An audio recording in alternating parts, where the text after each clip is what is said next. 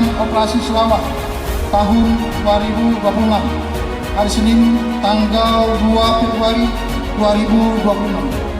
Hadirin peserta apel sekalian yang saya hormati, situasi keamanan, keselamatan, ketertiban, dan kelancaran lalu lintas di Provinsi Aceh saat ini memerlukan perhatian serius pasca bencana alam, banjir dan tanah longsor di beberapa wilayah.